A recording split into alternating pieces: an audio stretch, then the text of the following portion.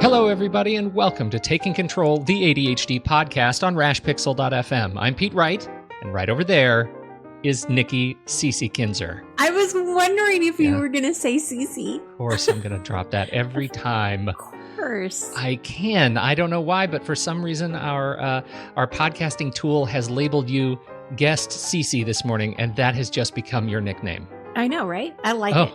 I like it, too. She's really smart about technology, Cece. I know. She answers questions. The tech. That's a huge thing for our audience because they know I'm not the tech person, and I actually solved a tech issue. Cece is amazing. Yeah.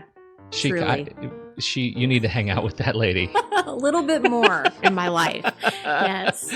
We've got some fantastic guests who are going to help us answer the question, how do I talk to others about my ADHD? Before we invite them to begin speaking, we want you to do the drill. You head over to takecontroladhd.com and get to know us a little bit better. You can listen to the show right there on the website, subscribe to our mailing list, or right on the homepage to get an email each time a new episode is posted. You can connect with us on Twitter or Facebook at Take Control ADHD and call us. You can leave us a voicemail at 503-664-4ADD to get your voice, thoughts, and questions on the show. And for those of you who have already joined our Patreon, patreon.com/the ADHD podcast, we sure appreciate it. Thank you so much for your consideration this fine ADHD awareness month. It means a lot. We really appreciate it. Okay, let's dig in. I'm so excited about this. Gabriel Villarreal and Heather Clift are hosts of Informed Consent, a podcast designed to support and nurture incoming mental health clinicians who are in the trenches. Heather's a licensed professional counselor specializing in anxiety, trauma, family transitions, and counselor supervision. Gabriel is a resident in counseling, soon to be licensed practicing counselor providing therapy at his practice, ADHD Counseling. He's also a coach at his gym, Lost Boys Strength and Conditioning. Both join us from Roanoke, Virginia. Heather and Gabriel, welcome to the ADHD podcast. Thank you for having us with you. Yeah, thanks. Our pleasure. Excellent. Okay, so how to talk to others about our ADHD. Nikki, this came from the survey, yes? It did. I got so much great information from that summer survey. So again, I just want to say thank you to everybody who participated because it really does give us a great idea of what people are thinking and what they want to know more about. And this was a common concern and challenge that people had. And it really was just how to talk to other people about my ADHD. How do I get people to understand it? And you know, it really starts, I think, because there's so many misconceptions and wrong myths out there about ADHD of what it is and what it isn't. And you know, even just as recent as this weekend, I had somebody ask me why it mattered if somebody got diagnosed later in life. And I just was dumbfounded. I was like, of course it matters. They're still living. Wait. Why? Oh, you mean what does it matter? Because they've been living with it all this time. Like, what does it matter if they got? Yeah, why bother? Yeah, why bother? And I'm like, it definitely matters because now they have a better understanding of who they are and how they think. Oh yeah, no, I gotta go sit in the closet and cry. I know. It was really. That makes me so sad. That was just this weekend. So I mean, it's real. It's out there. Those misconceptions are out there. I hope I did my best to educate that particular person, and maybe they'll think more about it in a different way anyway. And that's what really ADHD awareness is all about, right? I mean, that's what we want to do is talk about it and educate people about it. But I still think people think it's the little boy in the classroom who can't sit still, or they kind of forget that women have ADHD too, and or they'll just admit that I just don't know anything about it. I have no idea what you're talking about. I don't know what this is. You know what I'm saying there, Pete, right? I do. And it's still, I'm just sad. I know. I'm sorry. It just makes me sad. I didn't mean to start this. I did. You really brought it down. Yeah. So we have our guests here, and I wanted to talk to them from their perspective to talk about how to not only like break these misconceptions that people have, but how do we talk to people about ADHD and without that fear, I think, because I think I don't know if you can take the fear out. That's what I want to know. I mean, can you take that fear away from talking about it to others? What do you guys think? Heather, Gabriel, what do you guys think? Whenever we talk to someone about whatever it is that's going on with us, especially with ADHD, we need to be really clear about how ADHD affects the person, how it affects, like if I'm going to talk to someone about how ADHD would affect me, I would need to be real clear on how that does happen. I need to know what my strengths and weaknesses are, because ADHD manifests differently in everyone. Being really clear about how it affects you and Yeah. what that means to you as an individual, not just as ADHD as a whole. And providing them with some resources, if this is a teacher, or if this is a spouse or a friend or a boss, depending upon who it is that we're talking to, what information do we need to share with that person? Because it doesn't have to be, we don't have to give everyone all of this information. We don't have to have a blanket cheat sheet to tell someone how ADHD affects us. We need to tailor it to who we're speaking to, know your audience kind of thing. That's a good point. Yeah, I mean, I think that's the thing that's so scary about it, right? Is that if you don't, I'm thinking about so many of the questions that come in are, people who struggle with ADHD at work, for example, when they go to the office and they find themselves late on projects, so they're struggling to focus, and they're struggling because they're in maybe an open work environment. That's all the rage right now, is just, here, everybody sits in a fishbowl and go ahead and be productive. And it's hard. So people write in, how do I talk to my boss about this? I don't want to set myself up. I'm feeling judged. I'm feeling like everybody's staring at me, and it's creating a really sort of terrifying kind of work environment. So you see where that fear kind of comes from, because you don't want to put your job at risk. You don't want to put your your livelihood at risk, or your maybe your social experience.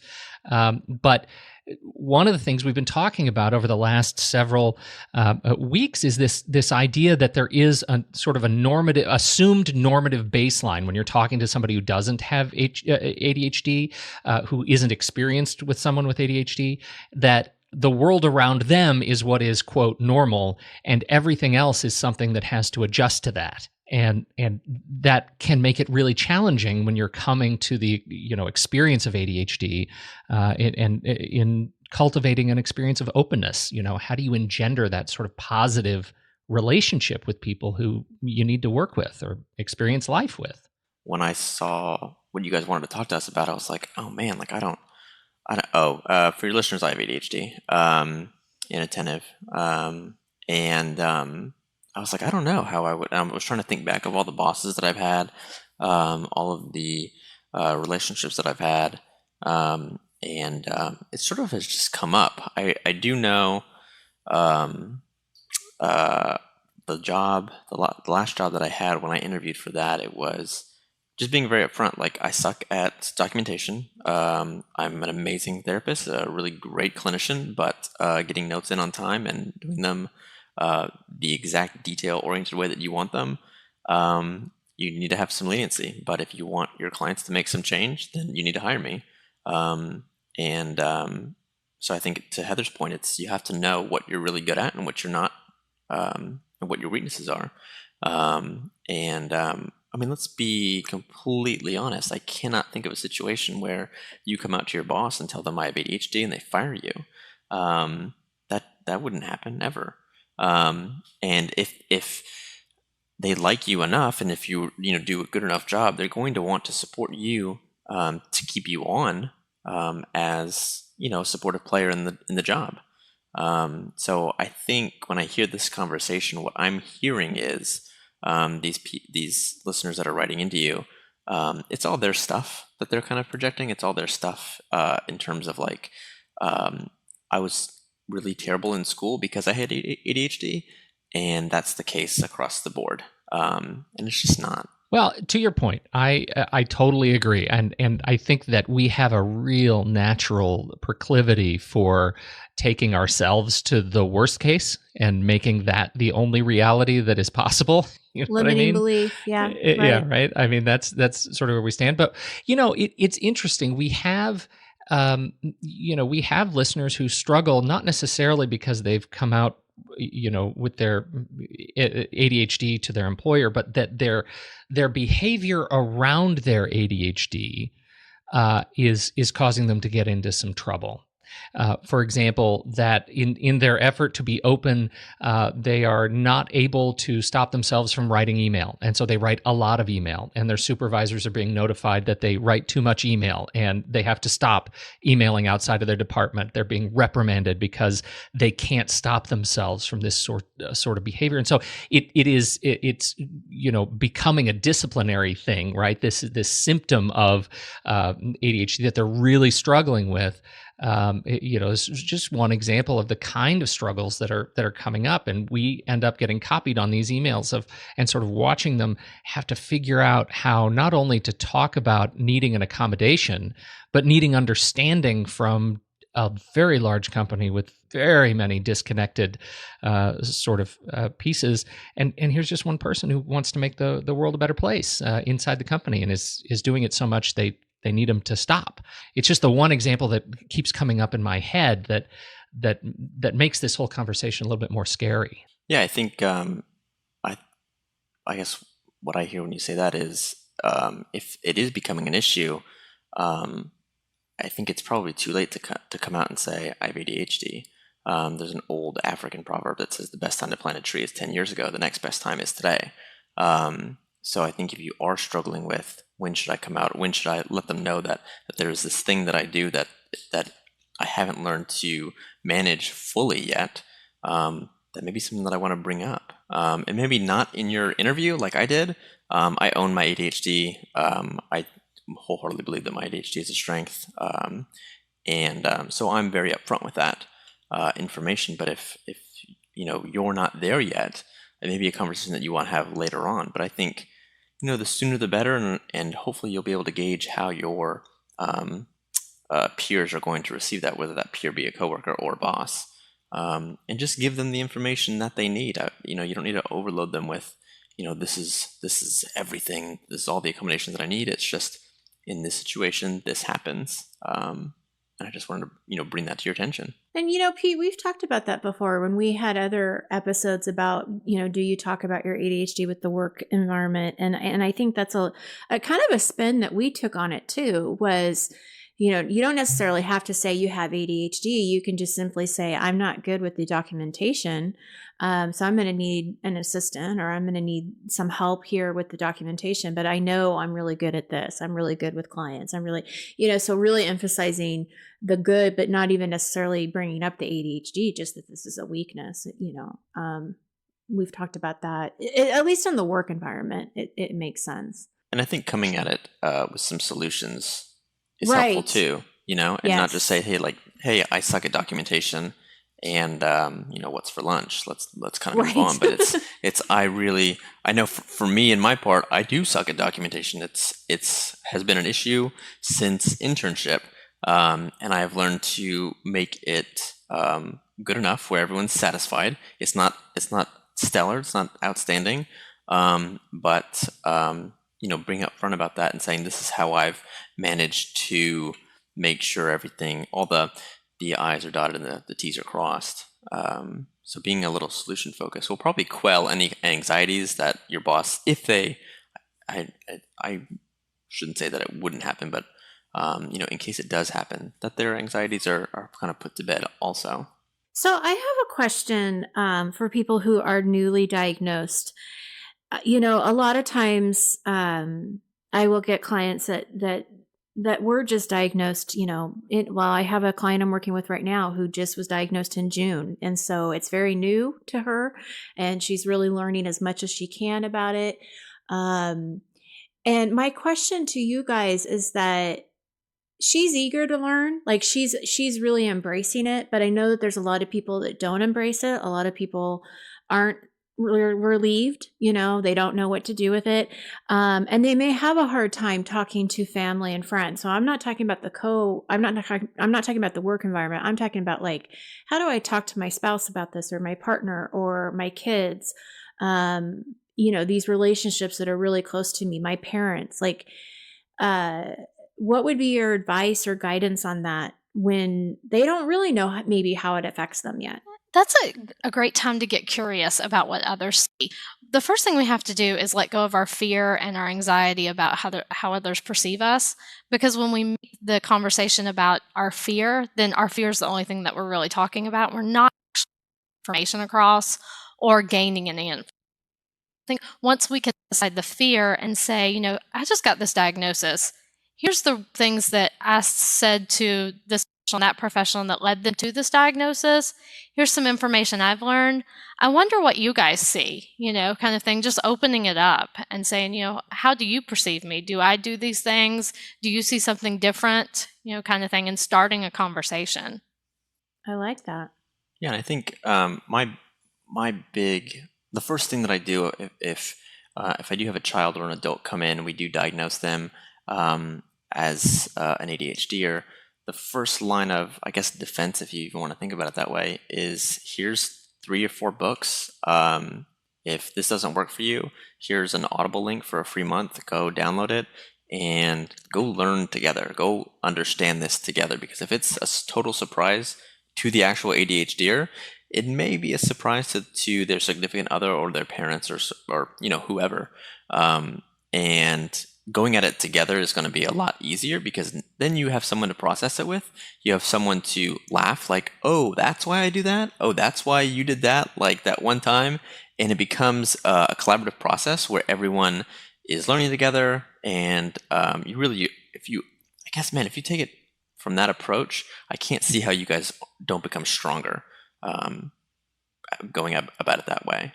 Mm-hmm. Oh man, that is just absolutely my experience too. Like the world changes once you are sort of allowed to be, or once you avail yourself to being able to be open about your own behavior. Like, and I was diagnosed as an adult too, and I just remember it was like lightning struck.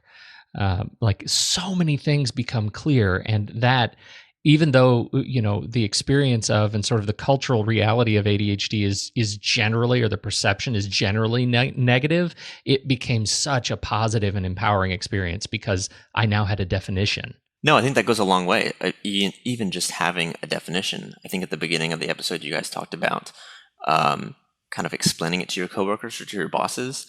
I think as a general rule of thumb, I assume that people either A, have zero information about ADHD, or they have incredibly wrong information about ADHD. And I think I can kind of make that assumption by working in the mental health field and having clinicians that don't know what they're talking about. And parents who maybe have ADHD that still don't know what they're talking about. And then even, people that have ADHD that are older than me, and I'm still like, I don't know that that's 100% right. That may be your experience, but that's not the experience of everyone ever. So helping everyone kind of get it educated and learning together, because there's so many misconceptions and myths and that are just wrong. And then, I don't know any myths or misconceptions that are ever positive, Right. Yeah, like right. It's all negative stuff. And you don't want to carry that that misinformation baggage with you for the rest of your life, because it's wrong. Well, and I think it goes back to what Heather was saying too, really understanding how it affects you, because it does affect everybody differently. And so I think having, like you said, that conversation too, that it's not one size fits all. It's going to be different for everyone. I have a question for Pete and Gabriel, and Heather, you too. Heather, do you have ADHD? I'm not sure if you do or don't. I don't have ADHD. Gabriel's laughing right now. I'm going to have this question be to Gabriel and to Pete. Both of you strike me as people who are very, you're very comfortable in your own skin. You're comfortable talking about ADHD. Pete, I know you are, because here you're doing it publicly. and so are you, Gabriel. I mean, you have a podcast, you're doing it publicly. You're helping, that's the specialty that you want to go into. I am really curious, and I know there are many listeners out there who are really curious about, how did you get to that point? How are you comfortable with talking about it? How are you accepting it?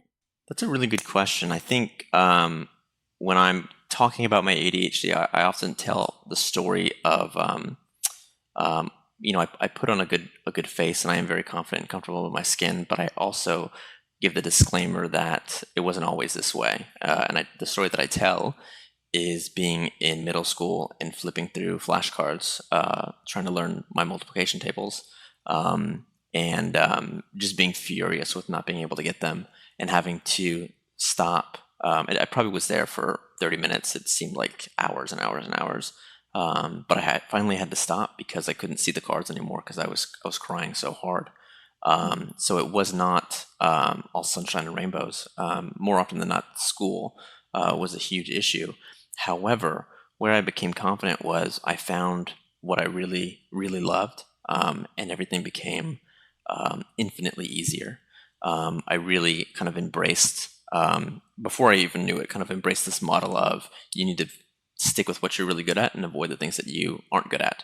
And that lesson came with failing calculus twice in college, switching my major to psychology, and kind of learning a little bit about childhood psychopathology. And that class that I took in my senior year of college was really hard. We had like 20 kids, and by the end of the semester, we had like 3. But I remember being like, this stuff is really easy. This is not hard. Like, we're talking about it, and I'm reading the book, and it's interesting, and it's really, really easy. And then even in graduate school to get my my master's in clinical mental health, I really discovered how I learn best, and that's I learn auditorily. So I don't read books anymore. I just listen to audiobooks. And I could literally sit in class, 3-hour-long class with ADHD, with a cup of coffee and nothing else. And I really kind of found my way in that sense. And I think more often than not, ADHDers kind of have a measuring stick and say, I need to do things the way that everyone else does. And that's not, no one does that. Not ADHD or otherwise, no one does that. One of the metaphors that I kind of use for my younger kids in practice is, they're a rooster on a farm, and the farmer has put them in a black box, and that black box is school. And the farmer is confused why this rooster is never crowing at the sun, but it's in a black box. It's only until that that rooster can come out and see the sun that it will crow. And I think for the ADHD, more often than not, they are in that box being forced to perform in a way that they cannot. I just have to, can you please, I wish, I know this is audio, but sometimes I wish like we could have flashing lights or something, to highlight stuff. Because do you want me to like insert a klaxon horn in the show? Would that help? Pay attention to what he just said. Rewind if you didn't get it, because it is so important what you just said. And I'm so glad you said that, because I see it every single day where people, I should be doing it this way. Why is it so easy for everybody else? And comparing themselves to everyone else, whether they have ADHD or not. And so I'm just so glad that you brought that to our listeners' attention. And I hope they really take that to heart, that you don't need to compare yourself to anybody, and give yourself, just put the pressure off. I love that. Thank you so much for bringing that up. You're welcome. One of the other metaphors, if I have a client that's like kind of nerdy and like superheroes, I love superheroes. I love Superman. Sing it, brother. So so one of the other metaphors that I use is that Superman is only Superman when he's under a yellow sun. Superman's just like you and I when he's under a red sun. And so that's why he was sent to Earth, so he could be under a yellow sun and be Superman.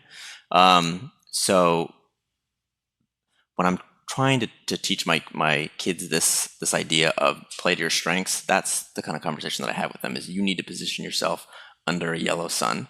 And if you're not under a yellow sun, if you're going to be in a position where you are not going to showcase your strengths, then either find a way around it or avoid it at all costs, or find a way to muscle through it if it's absolutely necessary. And most things, for kids, most things are absolutely necessary, but some of them aren't. And you can find, accommodations or even little tips and tricks to kind of give you that little bit of an edge, to kind of showcase what you really know. that conversation usually comes around like test taking and things like that. Well, and that can apply to adults easily. I mean, exactly what you just said.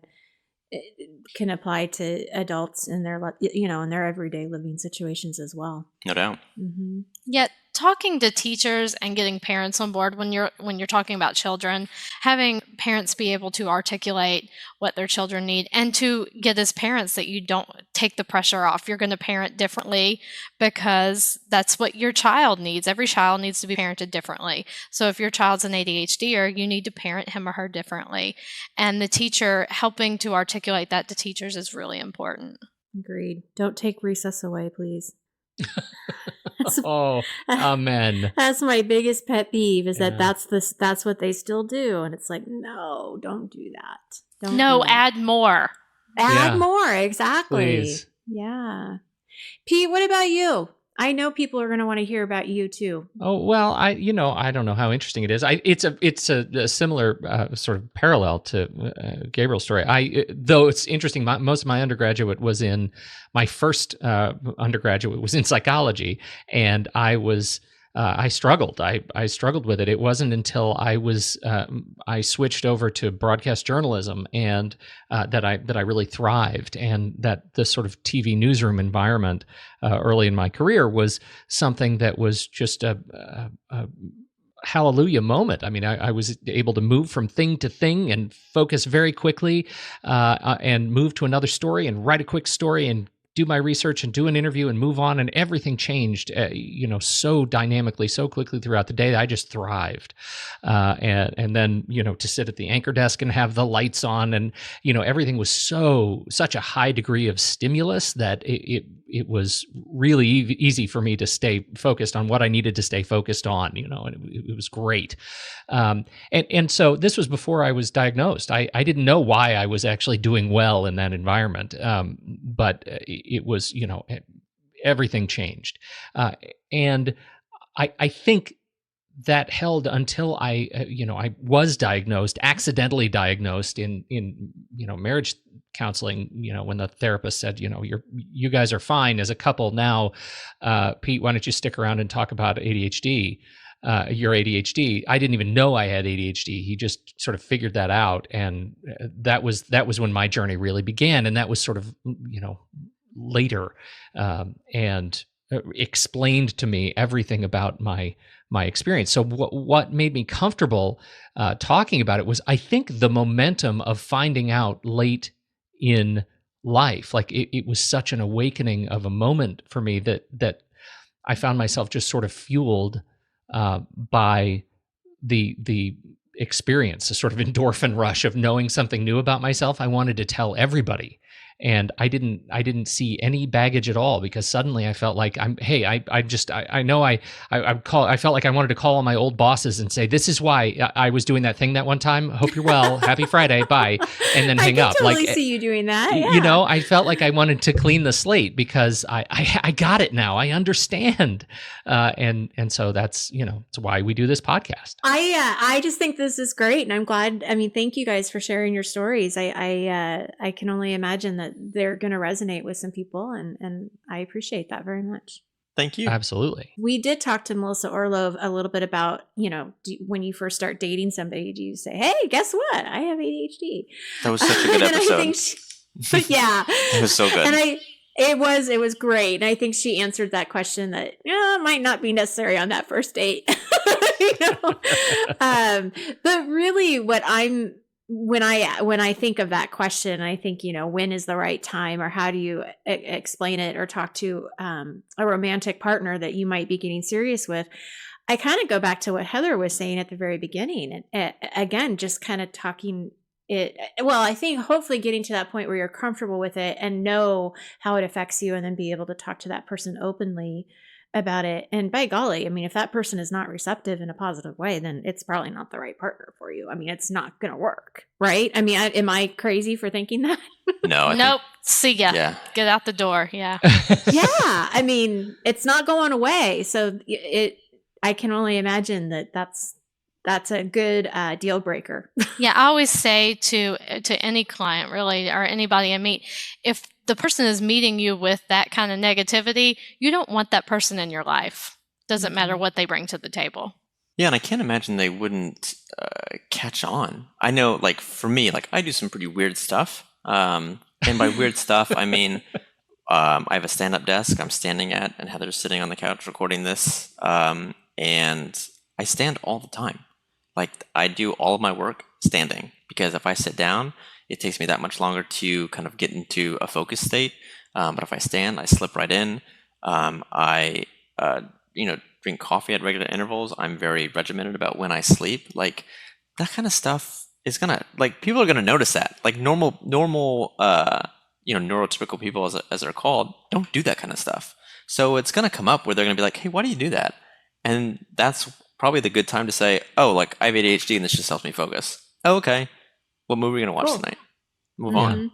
Like, it's not like coming out like you have like some like terminal disease. It's not like, right. And I listened to that episode you guys were talking about, and it seemed, or I guess it sounded like that's how these your listeners were kind of wanted to present the information. Like, I have to tell you guys something. I have to tell you something, and it's like it's not. It's all good. Like, it seems to be like it's only as big a deal as you make it. Right. I mean, if you present it like it's a terminal disease, then oh my gosh, maybe it's terminal ADHD. Oh my god. Right. And I think hopefully a good partner is going to say, well, how do you manage that? I know that's, sometimes that's what my wife has to say if we have to go to like a family function where I know I'm going to be sitting down the entire time. It's like, how are you gonna cope with that? And I'm like, I don't know. I guess I'll work out a little bit harder today, or I guess I'll do something to kind of get the jitters out, because this is going to be long and arduous, and this is just what I have to do. Ask how you're going to deal with that, how you're going to cope with that. Yeah. That's another episode, but that's a great way to give you that responsibility. Yeah. Yeah, because she knows that I'm going to be like, and huffing and puffing and crossing my legs and wiggling in my seat. And I don't know why that's strange, because I can think of many people in both sides of my families, my in-laws and my family, that have ADHD. So it's like, I'm not doing anything that you guys don't do anyways. Like, we all got it from somewhere.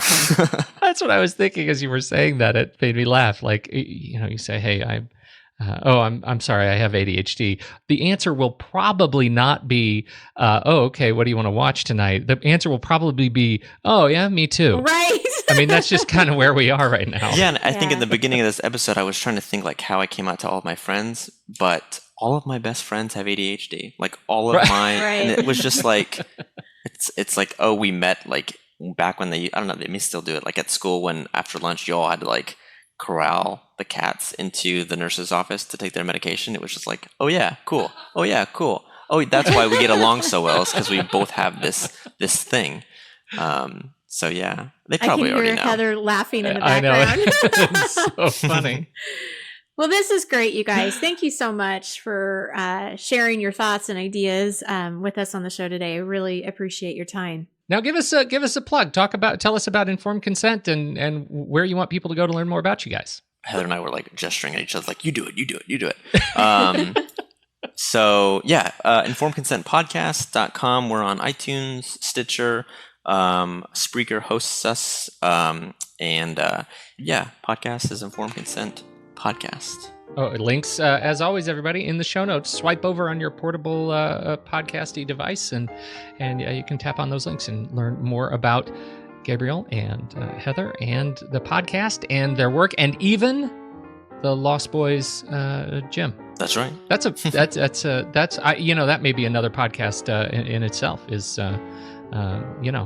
exercise. The role of your workouts in your ADHD. Yeah, we could talk for hours. We could talk for hours. It will be another podcast. Yeah, and wait for that podcast, because you won't finish this up.